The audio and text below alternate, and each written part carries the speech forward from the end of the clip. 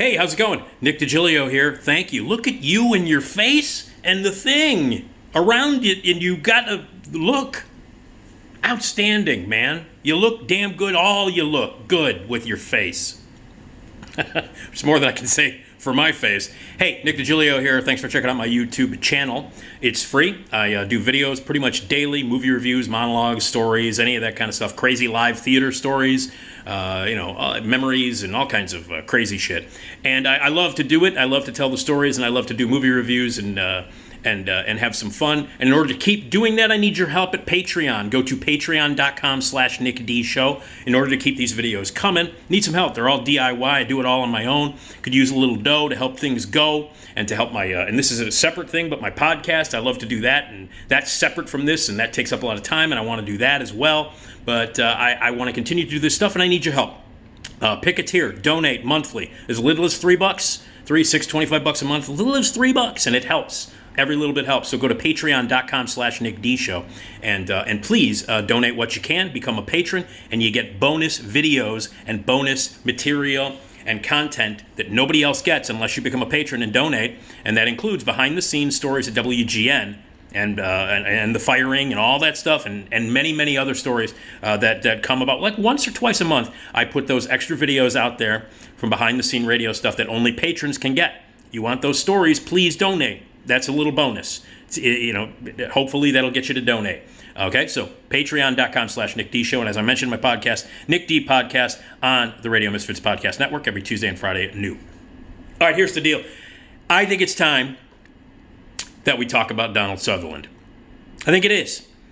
I think it's time that we talk about Donald Sutherland and how he is one of the greatest actors on the planet. Always has been. How he is also one of the most underrated actors ever and one of the most underappreciated actors of all time. It's time to finally talk about how great Donald Sutherland is. It's finally time to get it out in the ether and to say that when we talk about some of the greatest film actors of all time, if we do not include Donald Sutherland, it's a massive omission. It's a huge omission. In the conversation about incredible actors, film actors who have been working for 50-some years, if you do not mention Donald Sutherland, well, that's par for the course because that's basically the reputation that Donald Sutherland has. Unfortunately, nobody talks about him in the same esteemed way that they talk about other great actors of his contemporary, around his age, who have worked as long as he has. For some reason, Donald Sutherland is never in the mix. He deserves to be talked about more. He deserves to be praised. And it's time we talk about Donald Sutherland. It's long, long, long overdue, admitting the fact and finally saying everybody out loud, Donald Sutherland is one of the greatest actors that has ever lived. Ordinary People was on yesterday. And as I am prone to do, when Ordinary People is on, I watch it. I think Ordinary People is a fantastic movie. I think it's a beautiful film. Robert Redford's directorial debut, still the best movie he's ever directed. One of the best directorial debuts of all time. One of the best directorial debuts by an actor ever. And I know that a lot of people bitch and moan that Robert Redford won Best Director over Martin Scorsese in 1980. And Martin Scorsese's Raging Bull was up. Didn't win Best Picture, Ordinary People did. Okay, yes, obviously a lot of people think that that's a travesty. Not as big a travesty as 1990 when Goodfellas lost to Dances with Wolves and another actor turned director making his directorial debut beat Scorsese. Dances with Wolves beating Goodfellas is a much bigger crime. Much bigger crime. Because Dances with Wolves is shit. Kevin Costner's not a good director. But Ordinary People is a great film. And Robert Redford's a great director. And yes, it could be argued that Raging Bull, obviously historically, has gone down as a much more important American film than Ordinary People, but at least Ordinary People is still a great film. So I love Ordinary People, and I watched it. And I've maintained this, that the best part of Ordinary People is Donald Sutherland. And the best part of a movie that's filled with best parts. Let me just say that. Ordinary People is an extraordinary movie, a great movie, with incredible performances by every single actor, top to bottom, supporting to lead. Every performance in Ordinary People is great. But the towering performance above everybody in that movie is Donald fucking Sutherland. And he didn't get nominated. Judd Hirsch got nominated for supporting actor. Timothy Hutton got nominated for supporting actor and won. Mary Tyler Moore got nominated. So all the 3 other major actors in the movie got nominated. Sutherland did not. Sutherland did not. And it's the best performance in the movie. And that kind of is indicative about how people perceive Donald Sutherland. We just take him for granted. And it's time that people just realized how incredible Donald Sutherland is and how incredible his career has been and how he's gone through so many different stages and continues to work to this day. And he's one of the best actors on the planet. I'll get back to Ordinary People in a moment. But let me just fly through the guy's career real quick. Right out of the gate, he started as he started in these military-themed films in these great sort of anti-establishment roles, which would be his nom de plume in the 70s. Like, he was an anti-establishment actor in those rebellious, raucous days of the 70s. You know, you got Elliot Gould, you got Donald Sutherland. They led the pack in terms of sort of rebellious actors. Weren't, you know, neither of them having like great leading man looks or anything like that. And yet they were right at the top of the pack when it came to anti-establishment rebel actors. Donald Sutherland led that group right out of the gate. Military movies, including The Dirty Dozen. He's Pinkley in The Dirty Dozen. He's amazing in that. He's Oddball in Kelly's Heroes. Come on. And then Hawkeye and MASH. Those 3 movies right out of the gate, among other things, other smaller roles in movies and some TV. But the 3 major roles in the early 70s, late 60s in the case of The Dirty Dozen, late 60s, early 70s. Dirty Dozen, Kelly's Heroes, MASH. So he established himself as this anti-establishment actor. This guy who did these great military movies where he just kicked ass in them and created indelibly memorable characters. Pinkley, Oddball, and Hawkeye from late 60s, early 70s, those are incredible anti-establishment 70s characters, and Donald Sutherland embodied them like nobody else could. And then that began his reign as this outlaw guy who did these outlaw comedies, these anti-establishment films of the 70s. He would be in Start the Revolution Without Me, Alex in Wonderland, terrific performance in that, Little Murders, Johnny Got His Gun, and Steelyard Blues falls into that category too, a really incredibly subversive, way out there film. David S. Ward wrote that movie, a terrific movie that co-starred Jane Fonda, who was also his co-star in Klute. And in Klute, Jane Fonda won Best Actress for that. And again, Sutherland not nominated for it. Sutherland, by the way, not nominated for any of those movies that I mentioned. Not nominated for MASH or Kelly's Heroes or Dirty Dozen. Not nominated for Johnny Got His Gun. Not nominated for any of that stuff. And he's not nominated for Klute, in which his co-star, Jane Fonda, won. And he's amazing in that. And he became this 70s icon, this go-to, rebel, not quite good-looking guy who kicked ass in every movie he ever made. And again, a lot of the people he worked with in a lot of these movies, they get nominated, they go on to glory, they win Academy Awards, and Jane Fonda wouldn't have been half as good as she was in Klute without the support and the work that Donald Sutherland gave her as her leading man in Klute. And it continues. Don't Look Now, one of the greatest horror movies ever made, one of the craziest art films of all time, an incredible movie with Nicholas Roeg. He and Julie Christie play a married couple whose daughter dies at the beginning of the film, and they go to Venice, and they are haunted by what they think might be the ghost of their dead daughter. And it's one of the scariest movies, one of the most stylish movies. He's incredible in that movie. And again, the thing that everybody remembers about that movie is, did they or didn't they screw during the very explicit, very, very hot sex scene in the middle of that movie? And again, for Donald Sutherland, not the quintessential, a stereotypical good-looking leading man. For him to walk around dong hanging, very explicit sex with Julie Christie. Julie Christie at the time considered one of the hottest women in the world. And here's Donald Sutherland, this sort of goofy character actor, rebel, actor, having this extended sex scene with Julie Christie. And then it became that the movie was like, ooh, that's...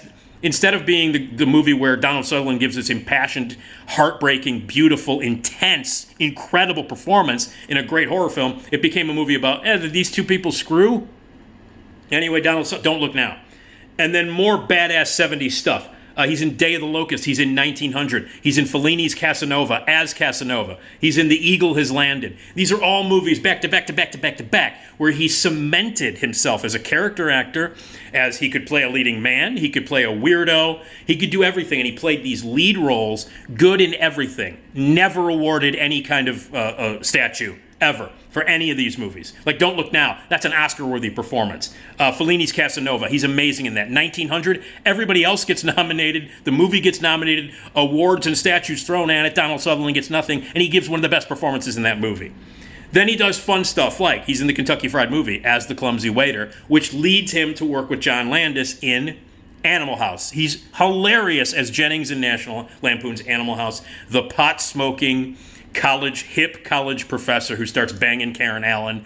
He's hilarious in that movie. He's brilliant in it, and it's brilliant casting to have him as this rebellious, pot-smoking professor in the early 60s at Faber College because of the persona that Donald Sutherland has had. Rebellious, pot-smoking, outlaw kind of an actor playing this role and turning it on its end. It's brilliant casting by John Landis. And he's got one of my favorite lines in that entire movie is when he's this teacher, he's a professor trying to teach this class, and when the bell rings, everybody just gets up and leaves and walks out. And he's like, hey, this is my job. Like where he seriously wants to reach these kids, to teach them, these college kids, and they don't give a shit. They just want to go out and leave. And he's just standing there. It's like, this is my job. It's one of my favorite lines, one of my favorite deliveries in Animal House, delivered by the brilliant Donald Sutherland. And at around this point, he would play leads in more things. He was in The Great Train Robbery, which was great. Murder by Decree, a terrific mystery that he appeared in. And then he also would appear in Invasion of the Body Snatchers, where he played the lead in that. And again, many consider to be one of the greatest performances in sci-fi horror history. He's an incredible lead role in that movie. He has a great relationship with Brooke Adams in it as the sort of like man-woman friendship relationship, which was kind of weird in the late 70s for that kind of thing because everybody was fucking everybody in movies in 1978, including Donald Sutherland, who may or may not have screwed Julie Christie. And he starred in a lot of those movies, but here he is playing this platonic friend to this woman in this great remake of a great science fiction movie, Invasion of the Body Snatchers. As I've maintained, all 4 versions of the Body Snatchers story, all 4 of them are great. All 4 versions are great. Anyway, Don Siegel, the 57 version, Invasion of the Body Snatchers, great. This one that I'm talking about, Philip Kaufman, 78 version, perhaps the best, great.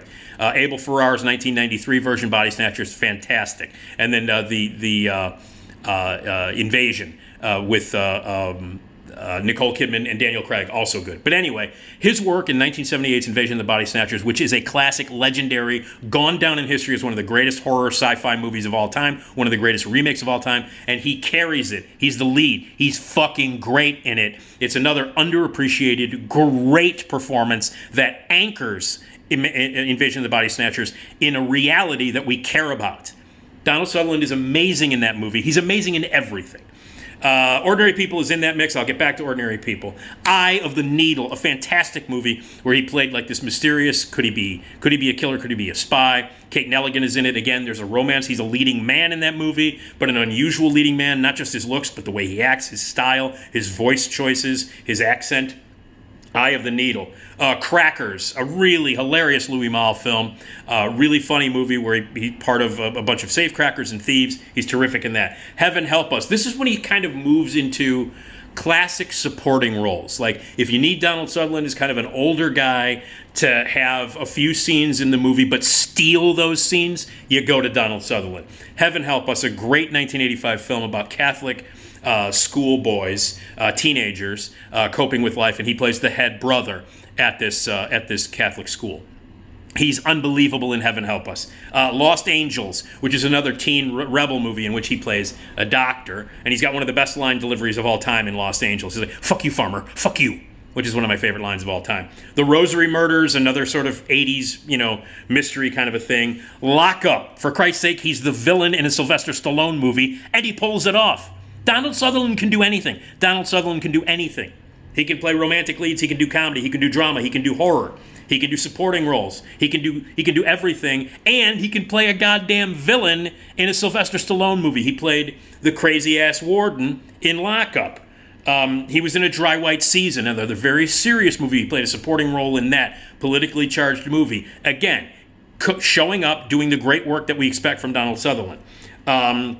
Like Lockup in Backdraft. He's the only good thing in Backdraft. Ron Howard's awful movie, besides Chicago being a part of it, which is great. The only good thing in Backdraft is Donald Sutherland, who is essentially playing an arsonist, and he's basically kind of ripping off, what Anthony Hopkins did in Silence of the Lambs, only it's much more interesting.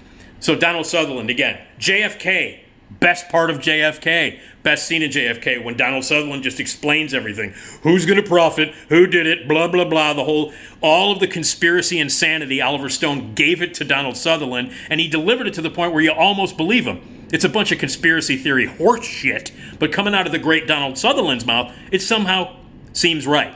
Again, best part of a shitty movie? Him in JFK.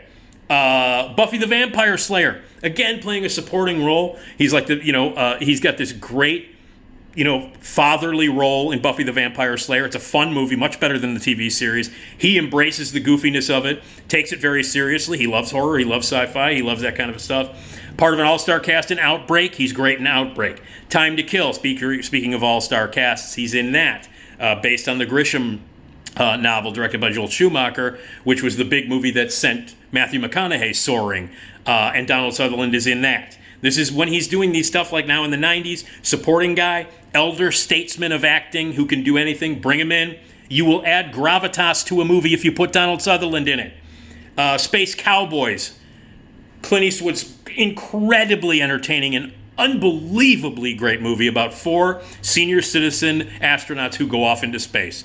Incredibly ridiculous premise that Clint Eastwood directs with aplomb. It's a beautiful movie. The cast is unbelievable. James Garner, Clint Eastwood, Donald Sutherland, and Tommy Lee Jones. All great. Sutherland plays the goofiest part of it. He's like the craziest dude in it.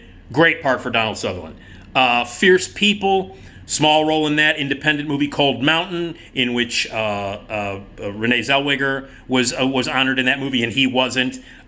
Beer Fest, you want to talk about comedy. Again, Donald Sutherland is not above doing great comedies, and he's funny in a lot of movies. He's in Buffy the Vampire Slayer, he's in Animal House, he's in Kentucky Fried Movie, and he's fucking hilarious in Beer Fest. Beer Fest, made by the Super Trooper guys, still their funniest movie. Hilarious movie, and he's hilarious in it. Speaking of comedies, Horrible Bosses. He plays a beautiful role in Horrible Bosses as Jason Sudeikis' boss, who ends up dying, and his asshole cokehead son, played by Colin Farrell, takes over the company. He's only in it briefly, Donald Sutherland, but he's warm, and he's witty, and he's funny, and you care about him, and you love the guy, and you can understand why Sudeikis loves him in the movie. And then he's in The Hunger Games. He plays President Snow in The Hunger Games.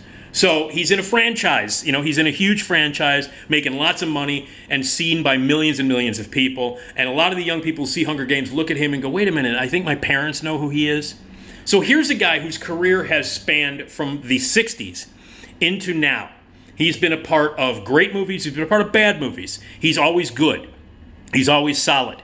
He's done comedy, he's done horror, he's done science fiction, he's done drama, he's done sexy movies, he's done love stories. He's done everything that you could possibly do, and he's good every single time.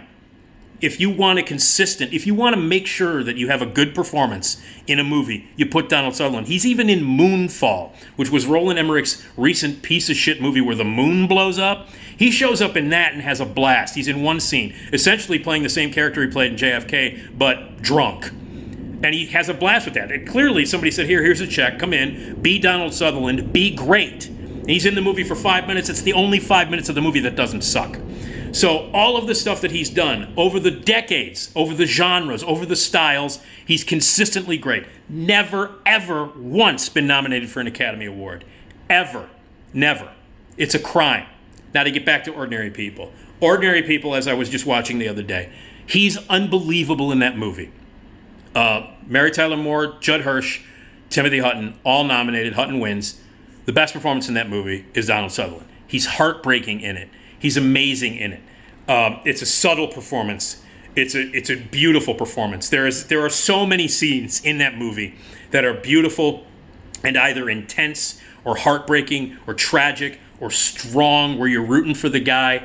That there are so many of them, and I could go on for days just talking about how fucking great he is in that movie, how he is the emotional core of that movie, the scenes that he has with everybody in that movie. He's got major scenes with Judd Hirsch where he goes to visit, he's a psychiatrist, goes to visit Judd Hirsch on his own, meet with him. His incredible scenes with Mary Tyler Moore, his unbelievably beautiful, passionate, caring scenes with Timothy Hutton as his troubled son. He's the core of that movie. Ordinary People. It's a beautiful film. It's an emotional movie. It's a heartbreaking, staggering movie. But the core of it, and one of the main reasons why it works so well, is Donald Sutherland. There's a scene in that movie where he comes home after talking to a psychiatrist, played by Judd Hirsch. He comes home to Mary Tyler Moore, and he says to her, their son has died. And he has this scene in a garage where he gets out of the car, and he talks to Mary Tyler Moore about the day of their son's funeral. Mary Tyler Moore, very uptight suburban housewife who wants no trouble in her. She wants everything to be perfect in her life, and that's just not the case. One son dies, the other son tries to commit suicide, and into her perfect suburban existence, this horrible thing called life happens. And Donald Sutherland is trying to deal with it. She's just trying to deny it. And there's a scene in the movie where Donald Sutherland sadly, horribly tells this story about a memory that he has on the day of their son's funeral, when Mary Tyler Moore's character tells him to change his shirt and his shoes.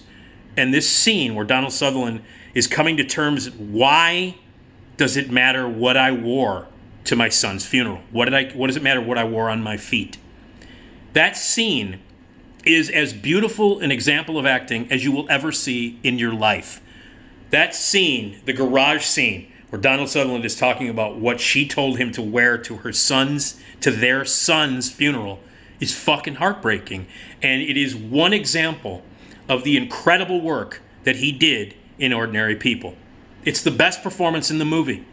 Didn't get nominated. It's the best performance of Donald Sutherland's career, and it's an unbelievable career. So it's time we start talking about Donald Sutherland. It's time that Donald Sutherland gets his due. Not just, oh, Donald Sutherland, yeah, he's great. No, Donald Sutherland. He's one of the greatest actors that's ever lived. One of the most consistently brilliant film actors to ever be in movies. Ever. It's time to start talking about Donald Sutherland. When you mention some of these other amazing actors, you know, your De Niro's, your Pacino's, your Duvall's, all of these guys who get mentioned as the greatest film actors of all time, Donald Sutherland needs to be in that conversation. At the top. Near the top. And I just went through, and I didn't even touch upon some of the TV stuff that he's done, and I skipped over some of the other movies that he's done. But just this, what he did from the 60s through now, and how he's changed, gone from rebellious 70s outlaw icon to leading man, to mysterious figure, to elder statesman supporting roles, to what he is now, which is your go-to character actor. Everything that he started, gone to, and everything in between. He's brilliant. It's time to talk about Donald Sutherland because he's a goddamn great actor and he deserves more praise than we're giving him. Donald Sutherland, one of the best actors on the planet.